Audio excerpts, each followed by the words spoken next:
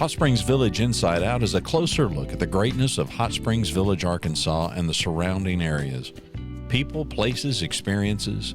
Hot Springs Village is one of the most beautiful places on earth. Join me, Randy Cantrell, and my co-host, Dennis Simpson, as we engage in weekly conversations to explore Hot Springs Village Inside Out. Today's show is brought to you by Central Arkansas's favorite radio station, KVRE. Find them on the dial at 92.9 FM. Stream them live at kvre.com. RE/MAX of Hot Springs Village, the award-winning RE/MAX of Hot Springs Village, is the largest real estate office inside the village with over 30 full-time agents and support staff. Visit them to learn more about this beautiful place to solve your real estate needs. Call them today at 1-800-364-9007 or find them online at explorehsv.com. They are RE/MAX of Hot Springs Village at 1-800-364-9007 or online at explorehsv.com.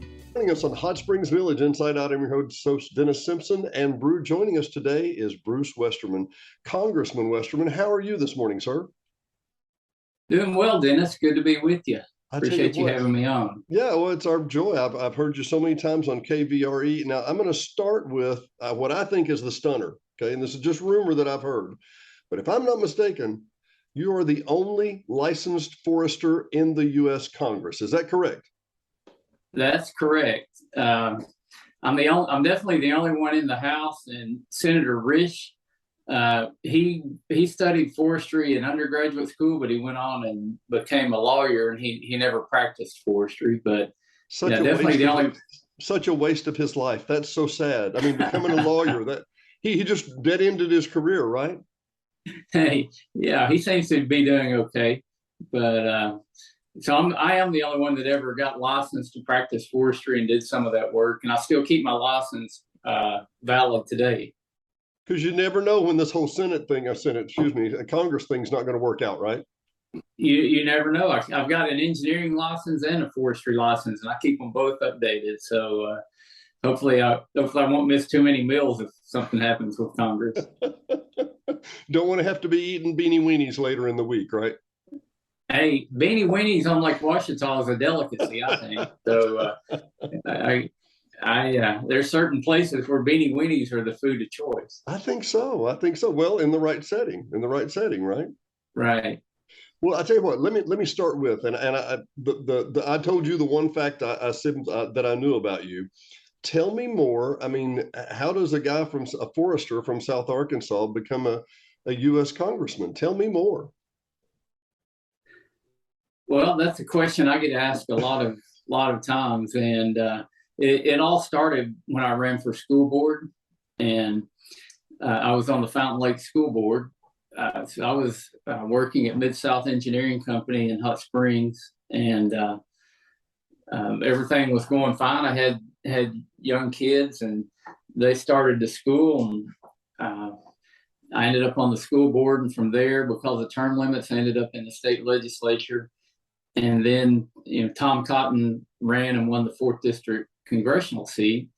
And then he ran for Senate, and the seat was open. So I played football at the University of Arkansas, and Coach Hatfield always said there's no such thing as luck. It's where preparation meets opportunity. So maybe I was prepared, and the opportunities came along, and I took advantage of those opportunities. But I tell you, the first day I was sitting behind the big desk in the office in Washington, D.C., the same thought crossed my mind. How in the world did this happen?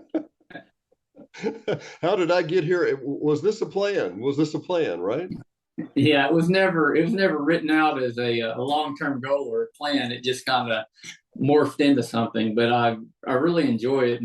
People always say, did you used to be an engineer, or did you used to be a forester? And I say, no, I'm still an engineer, and I'm still a forester. I just use those skills in Congress.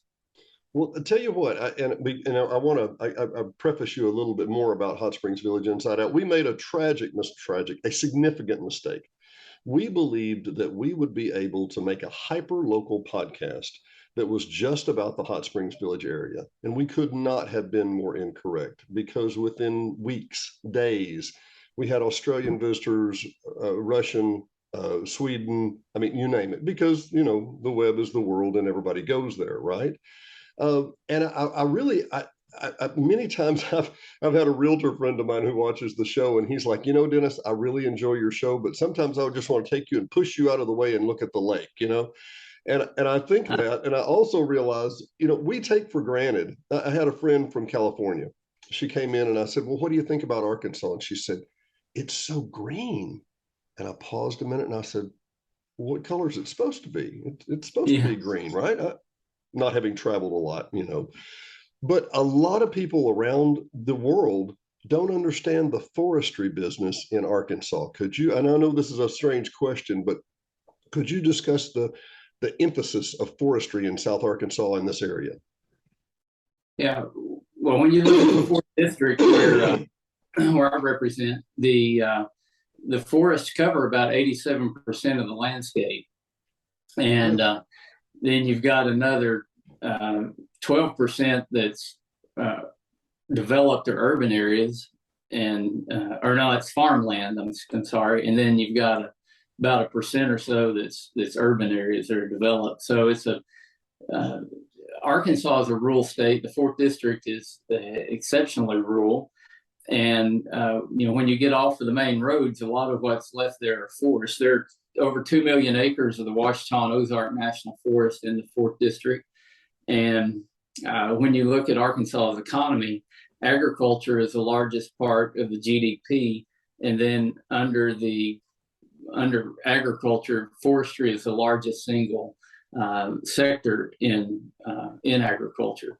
It's larger than rice farming or soybean farming or cattle or poultry when you just break it out by different sectors. So forestry is very important to the environment and to the economy here in Arkansas. And I think that's a great message that I can take across the country, because some people tend to believe that you can't have a healthy environment and a strong economy at the same time. And I contend that the two go hand in hand, that you can't have one without the other. And if you don't believe that, travel to some of the most destitute places on the earth, and you'll see how they treat their economy or their environment, not because they're against the environment. They just have to do what they can to live and get by. So along with healthy forests comes clean water, and we've got an abundance of water here in Arkansas too. We're really a very blessed state when you look at the rest of the country, and I think we're positioned to do really great things going forward. Out in California, they're in the West, they're experiencing severe drought. There's 600,000 acres of land in the Central Valley of California that's not going to be planted this summer because they simply don't have water. And that's where the vast majority of our fruits, nuts, and vegetables, and when I say fruits and nuts, I'm talking about things you grow. Food. It comes from California. So with Arkansas's vast ag land and the abundant water that we have, we should be much better stewards of that water and develop more surface irrigation systems. But I think we're well positioned to be a major supplier of agriculture products going forward. We're already number one in rice production, and we're way up there in just about every ag commodity that we grow here in the state. Very strong in poultry as well. My parents are actually from, and I'm going to pronounce this correctly, Sheridan. That's the correct way to pronounce it. I don't know if you know that, but Sheridan, Arkansas. And my dad tells the story about that down in Grant County. Exactly, yeah. where God lives. I don't know if you know that, but he's a missionary Baptist. I don't know if you know that too, but he he does claim an affiliation. That's my joke. But I was going to say, in Grant County, it's virtually all timber. I mean, and you don't see it. You don't go, wow, there's just timber like you would in Pine Bluff or in Jefferson County. You don't see that that's the predominant factor, but they're going by you all the time. The trucks are going by you all the time, and there's people cutting areas and harvesting. And where I'm going with this is that we see the world in such a microcosm, but it's such a macro at the same time. And my point being, my dad talks about when he was a kid growing up that that cotton prices collapsed across the world, basically. And when that happened, it affected a little farmer in Sheridan, Arkansas, more than one would ever have imagined. Right. Bring that, because I know you have a wonderful knowledge of these things, and that's one of the reasons I wanted to ask you on our show.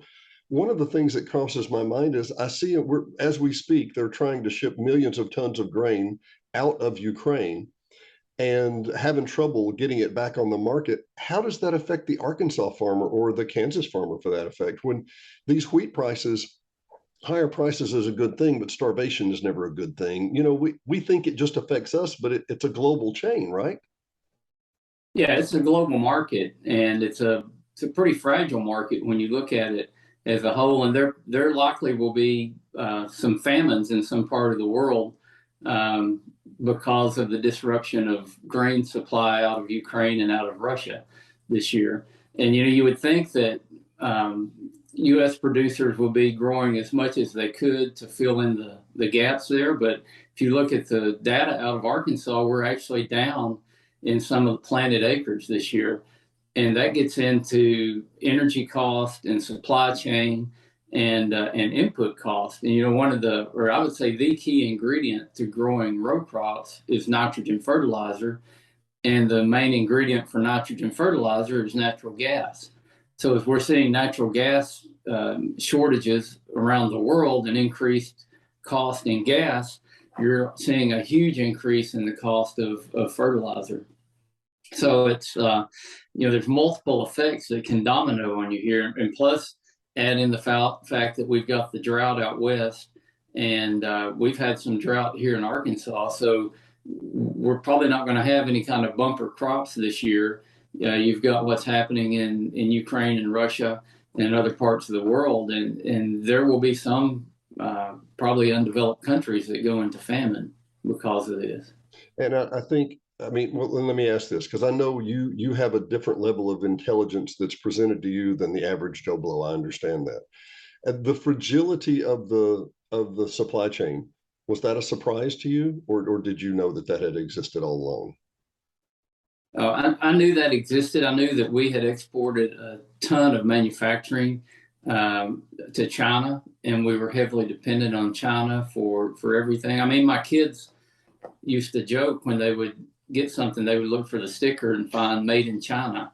And it's gotten to the point where it's not just the finished goods that are made in China.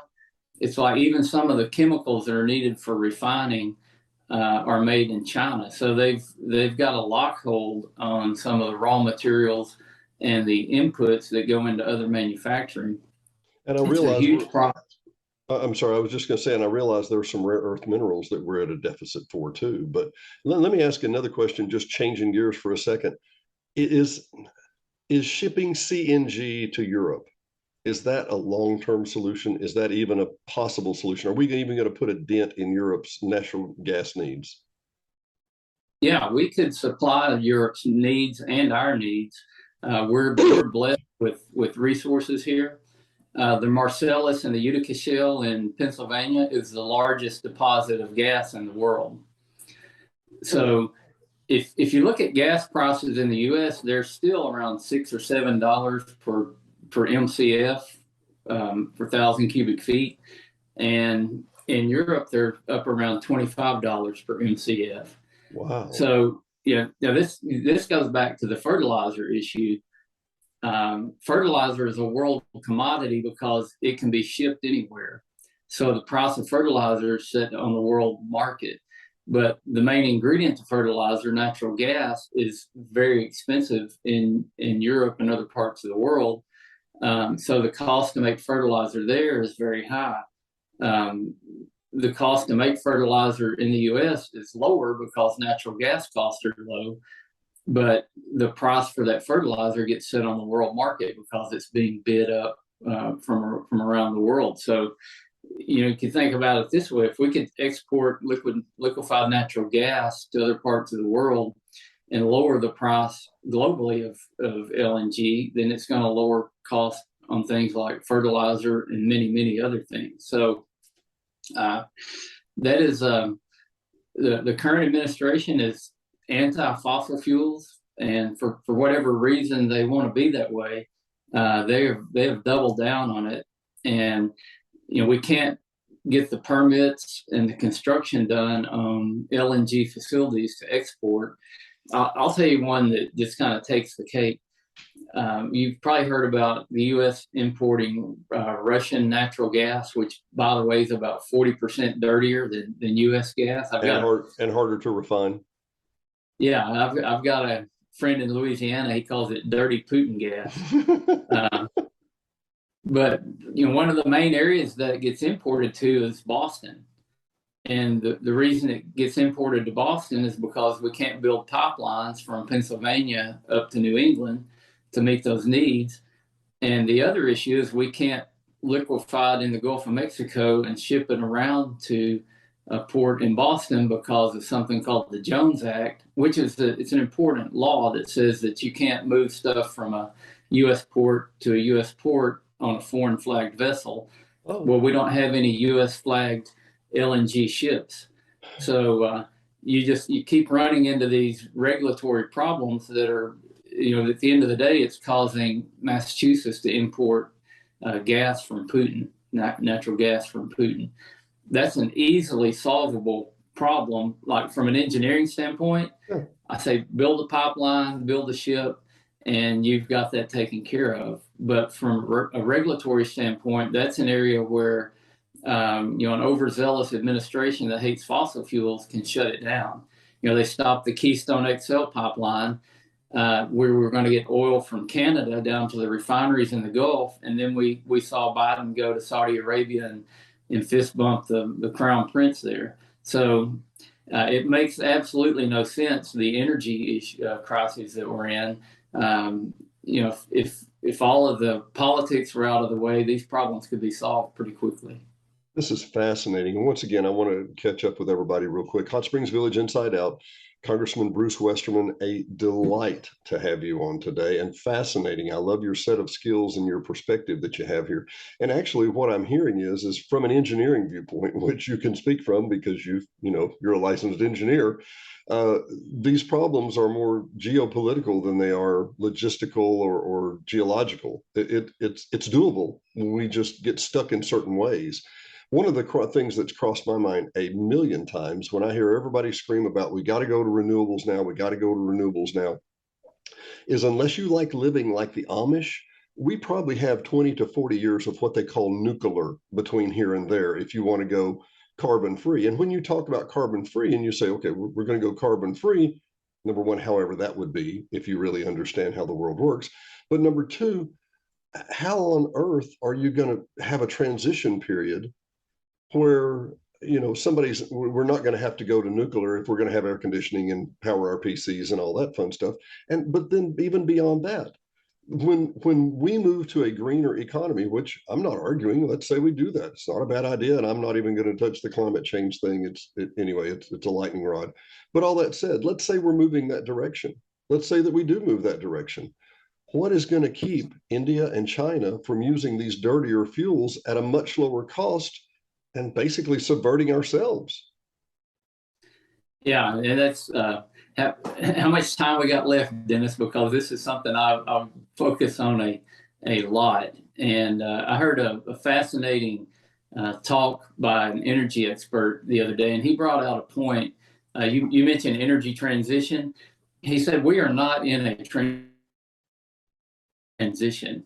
We have never transitioned away from one fuel to another. And he made the point that before the Industrial Revolution, that biomass, that wood, basically made up about 80%.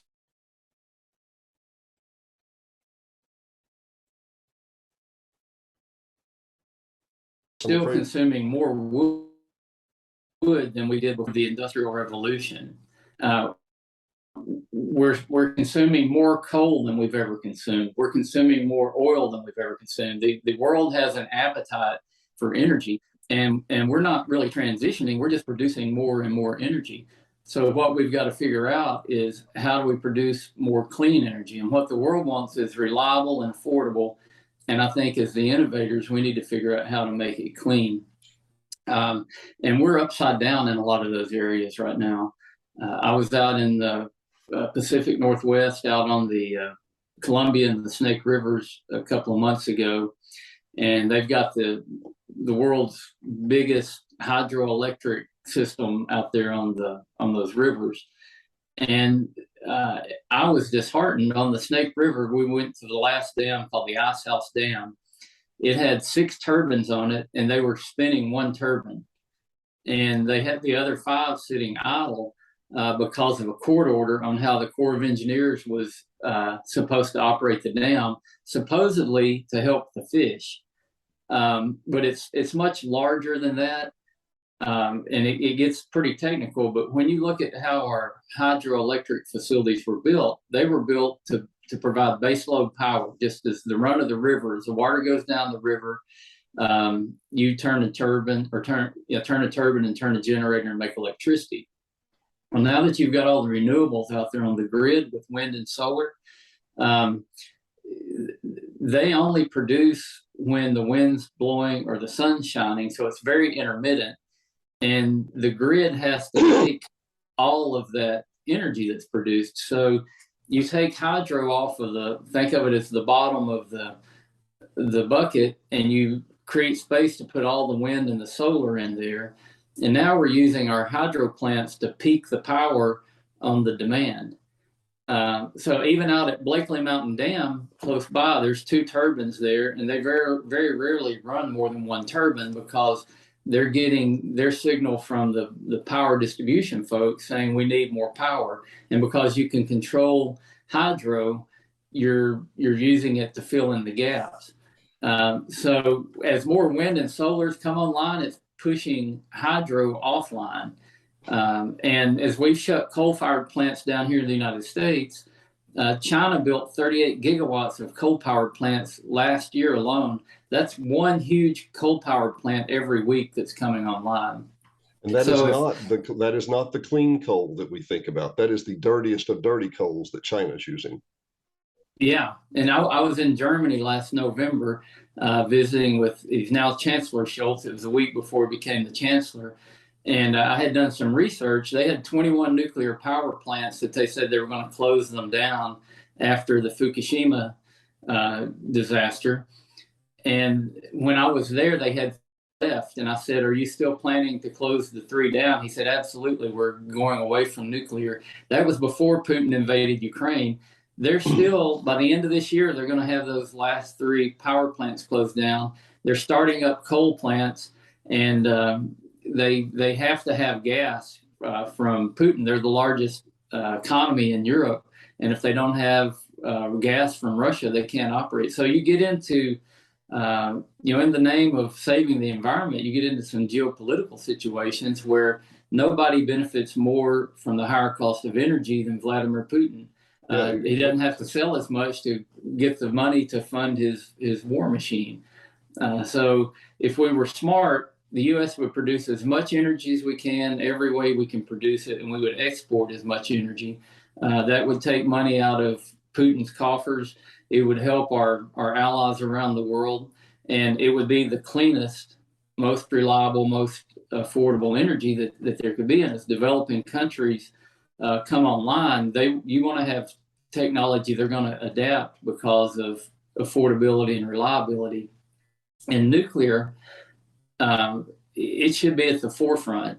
Another thing, I was out at the Pacific Northwest National Laboratories on that trip to Washington, and the amount of next generation nuclear power that you can build on a section of land, 640 acres, it would take 70,000 acres of windmills to match the energy you could produce on one section of land. So you can never do it with windmills and solar panels. And by the way, the components to make those, especially solar panels, are coming out of China with Uyghur slave labor. China has control over the rare earth elements and basically every mineral that's used in manufacturing. They've gone out and hoarded it from around the world.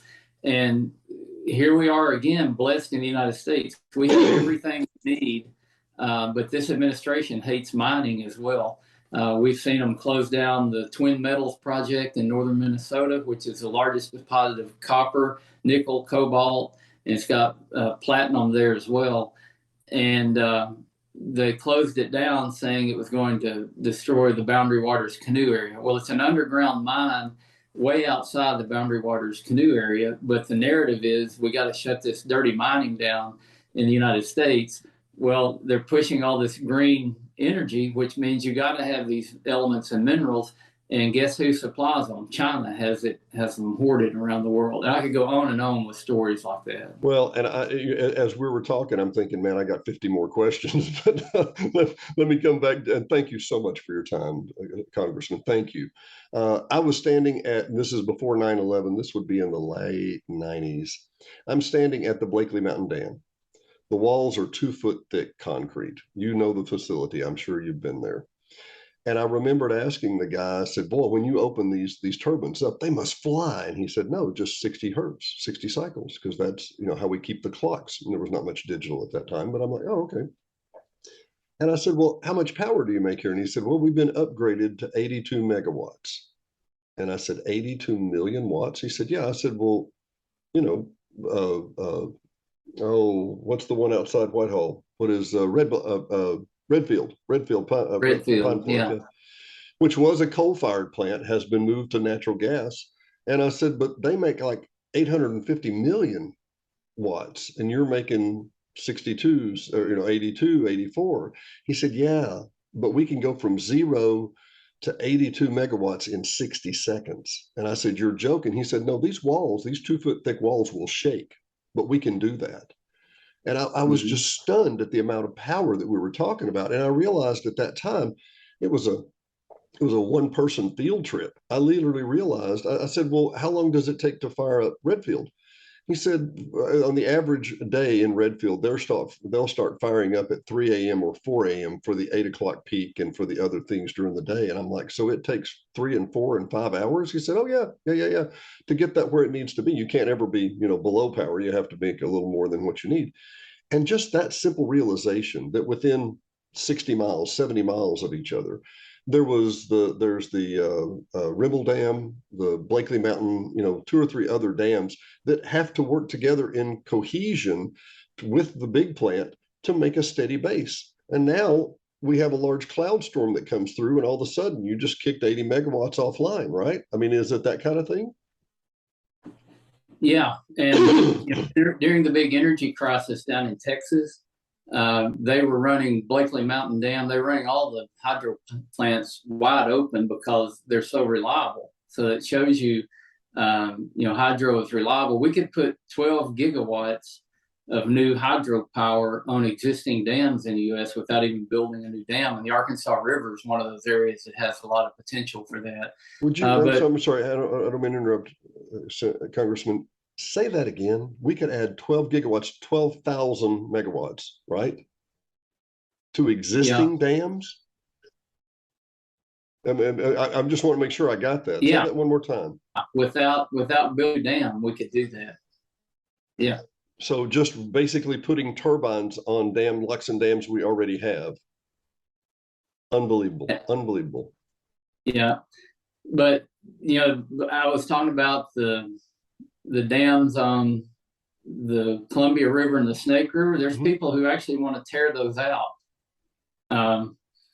So, the people who don't like fossil fuels also don't like nuclear and also don't like hydro.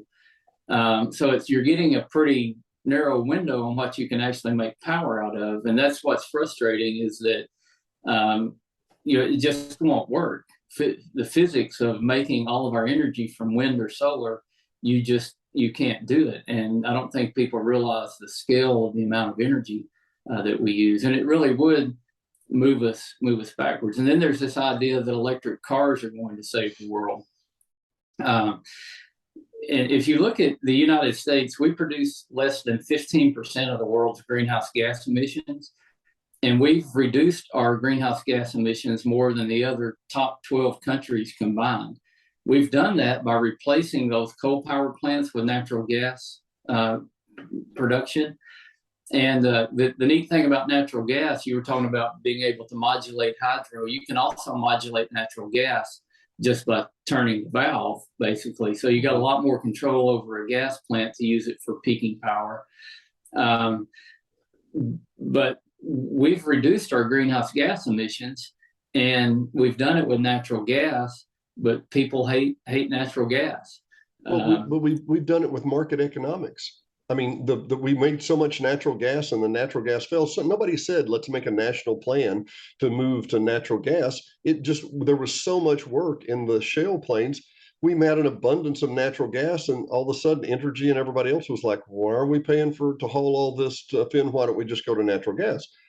My fear is we may go back someday. I remember hearing, 5 or 6 years ago, we have the cleanest air we've had in probably 40 years, simply because we've moved over to natural gas. But you're right, there's some people that it won't please them in any way. Let me transition to one other thing just for a moment. I hate hearing, hate seeing, hate looking at, hate just the whole topic of the forest fires in California. But this is kind of a self-made problem, if I'm not mistaken, and that is that their environmental protection agency there has basically said, no, you can't do open burns because that'll change, that's too much pollution. So now when they do burn, it's biblical pollution. Am I on the right track? Yeah, and you could even say pre-biblical pollution from at least way before the time of Christ, because we're now burning up our giant sequoia trees, and some of them are 3,200 years old. I was out in California in May. There's only 70 groves of giant sequoias on the planet. They all grow on the western slope of the Sierra Nevadas above 4,500 feet of elevation. They're the most iconic tree in the world. They've survived fires forever. As a matter of fact, the Forest Service told us the last record of what they call a monarch sequoia, one of the really old ones, the last record of one of those being killed by fire was 1267. 1267. Yeah, and their sequoias are a living history book because of the fire scars on them and being able to count the rings and everything. That's fascinating. But in the last 2 years, we've destroyed 20% of the total giant sequoias on the planet in forest fires. Let that sink in. 20% have died in 2 years, and these things are 2,000 and 3,000 years old. So, and all in the name of saving the environment. Exactly. Is that close enough? What happened was after the gold rush in California, the Native Americans quit doing controlled burns, and then the Forest Service was established around 1900, shortly thereafter. And they started putting every fire out. So the underbrush that the low intensity fires would normally clean out every 2 or 3 years, it's now 150-year-old trees that are tall enough where they're white fir trees, mainly some pine trees, that the tops of them are up in the lower crowns of the sequoias. So the fire comes through and runs up these smaller trees, what you call them ladder fuel. It transmits the fire up into the crown of the sequoias and kills it.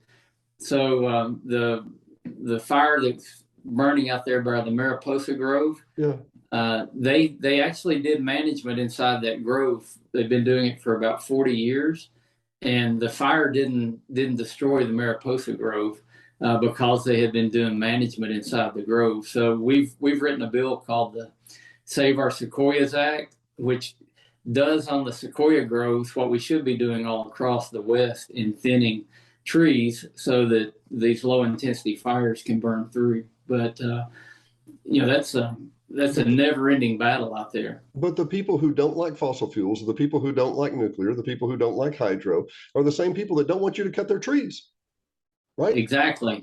And I think we've tolerated them for a long time, but at some point the adults in the room have to make the hard decisions and say, go somewhere else. Just you're denying. You claim we don't follow the science. You're denying science. You're making the bed that the rest of us are having to sleep in. And a lot of that's done through lawsuits. You know, it was the Clean Air Act, the Clean Water Act, the Endangered Species Act, NEPA, the National Environmental Policy Act. All of those things were put in place with good intentions, but people have learned how to weaponize them now. So anytime a federal land agency tries to do anything, whether it's the Forest Service, the BLM, the Park Service, then some rogue group comes in and files a lawsuit, and it goes to federal court, and they don't even have to win. All they have to do is delay. If they can just delay something happening, then over time the forest gets overgrown and it's going to burn up. And then there's during the civil rights movement, there was something called the Environmental Justice Act. How's it go? EJA, Environmental Justice Act. Or it's not environmental. It's they've been having so many hearings about environmental justice. It's called the Equal Access to Justice Act. It was passed in the civil rights movement to allow people who couldn't afford to sue the government for the government to pay them to sue. Well, these environmental groups have figured out they can form a nonprofit and they can sue the government to stop a forestry project, and the federal government will pay their legal fees. And it could be people who are personally millionaires doing this because they've formed a 501c3 that they say can't afford to do this, right? Yeah, and they pay themselves large salaries, but their business is a nonprofit. We'll see it a lot of times. It'll just be like a couple of guys operating out of their house, and they'll have some crazy environmental sounding name. They're lawyers. They're filing suits against all these management plans. Well, they get paid the lawyer rates for Washington, D.C., and they may be working out in their basement in Montana somewhere. The Region 1 of the Forest Service, I had them pull the numbers for me, which that's Montana, Idaho, and Eastern Washington. And they had paid about $2 million in equal access to justice fees in a little over a year. I think if we made a change where the lawyer fee that we would pay would be the same as a public defender, you might not have such a problem, if you know what I mean. Yeah, well, we're happy to pay your legal bills, but it'll be just the same as a public defender, right? Yeah, and I've tried all kinds of legislation. One try was to require them to post a bond. That if they lose their case, then they have to pay back the government for the legal fees. Yeah. Well, that was a non-starter.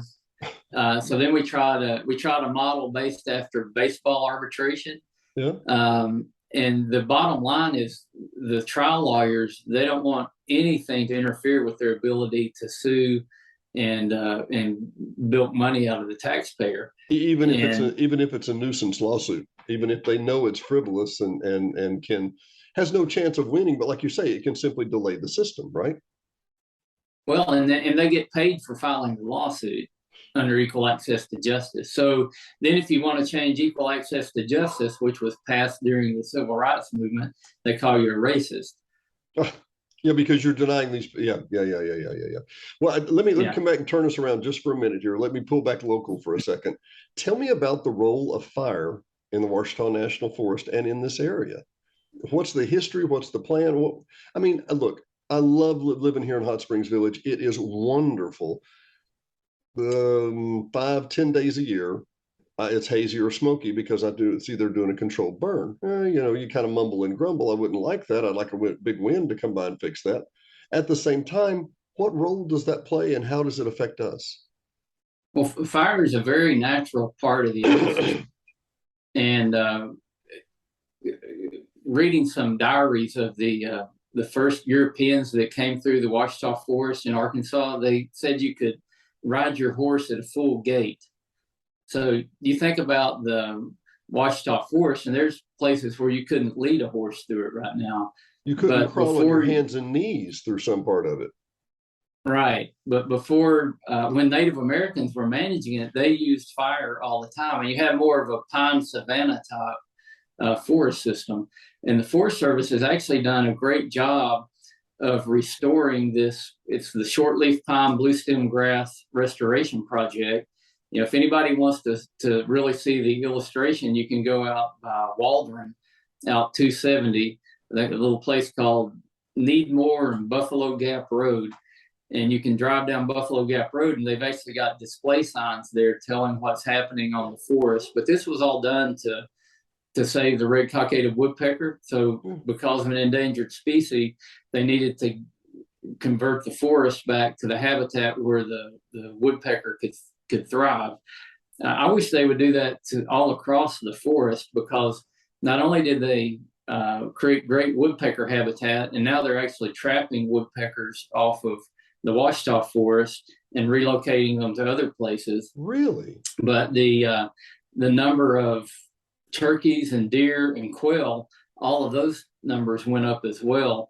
Plus the plant biodiversity. There was a seed bed in the soil, or a seed bank in the soil, that they think it may have been dormant for like 100 years, but when they cleared the forest out and used fire to clean the duff off, all this vegetation sprouted out, which is great food for animals and for turkey and deer and all the other animals. That I was just thinking that through. And I've got a friend, my cousin, who was actually asking about 21 acres in Dallas County last night, and he said, "Oh, it's really unfortunate, but it's all been cut over." And I thought, I know he's a great hunter, and I know he knows what this is. It's never pretty. I don't know if you know, but after I get a haircut, I don't look as good as I do most of the time. But it's essential. And the bottom line is that when you clear cut an area, as much as I don't care for it, the woodland animals come flocking to that underbrush and that growth and that new seed and that new growth, right? Yeah, in forestry, we call it early successional habitat. Say that or again. Serial habitat. You call it what? Early successional habitat, or serial habitat. Yeah. And it's like animal food. It's like you created a smorgasbord for most animals. So there's places for where, when you're just even managing for animals, small clear cuts with that provides good animal habitat. And a lot of people are on hunting leases that are leased out from timber companies, and there's a lot of wildlife on those hunting leases. Now, on public land, I don't think we should be clear cutting public land, but there's ways we can manage public land where you get those same wildlife benefits, maybe even better wildlife benefits. So if we can produce all of the timber resources we need on private land in a concentrated area, that allows us to free up more public land to manage it for wildlife habitat and recreation, which, when you're looking on a macro level, I think that's what we should be doing. I've had so many people ask me, we have, as you had mentioned, we've alluded to California 2 or 3 times. There's many, many web pages about people leaving California, moving to Arkansas. There's the whole social media groups for it. And I know we need to wrap up here. Bruce, again, thank you so much for your time today. It's been a pleasure. But just as a follow close-up note, I see a lot of people that are talking about moving from California to Arkansas, and typically we'll have between 60 and 70 inches of rain a year, normal, And I had one guy who now lives here in the village who said, does the sun ever shine? If it rains that much, how does the sun ever shine?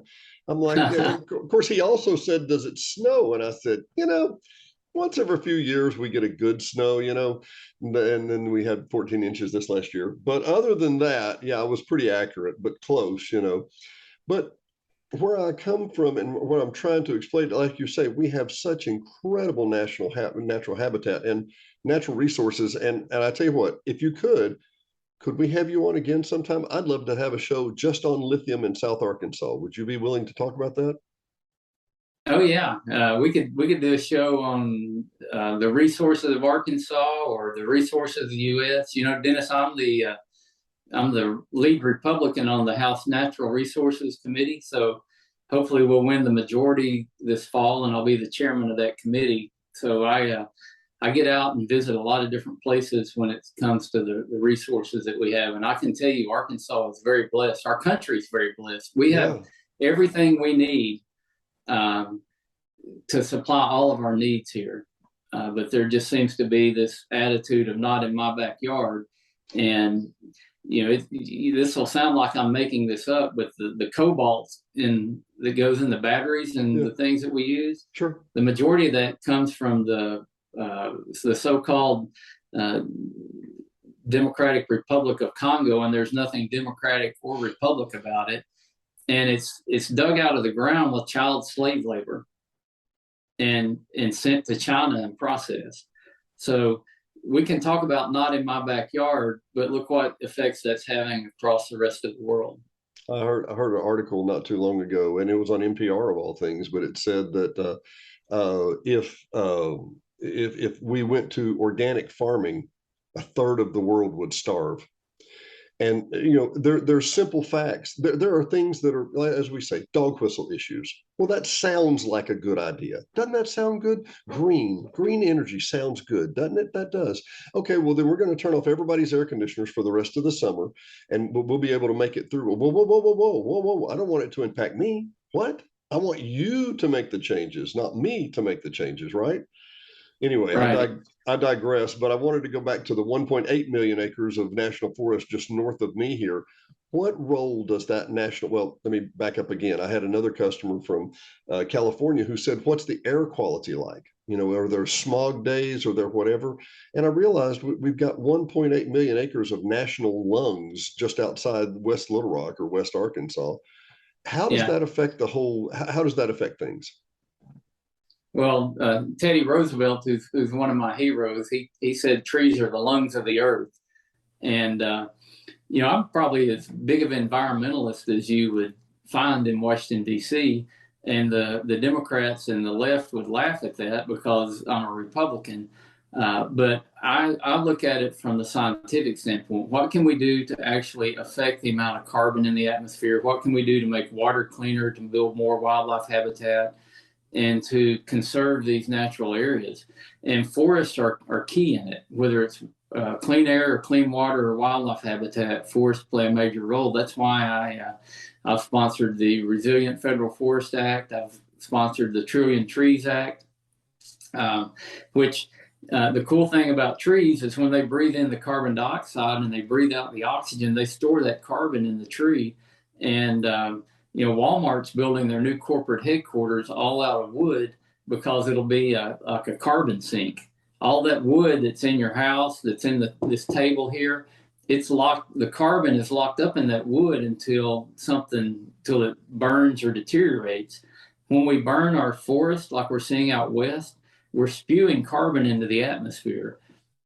Resilient, healthy forest is continuing to grow and store carbon in the wood. And when we sustainably use wood products, we're storing that carbon for a long, long time. So they call it natural climate solutions. And the Ouachita Forest, the Ozark Forest, the private timberland, the private farmland in Arkansas makes Arkansas a net carbon sink, where states like California and Washington that claim to be saving the environment, they're net carbon emitters. Unbelievable. I tell you what, as Congressman Westerman, I cannot thank you enough. I know we've had logistics trying to get all this lined up, but it has been a delight. And you would come back and talk with us again someday? You bet. You have to get with the folks in my office that tell me where to go and when to do it. And I'll be glad to do it again. It has been more than delightful. I really appreciate you being on Hot Springs Village Inside Out.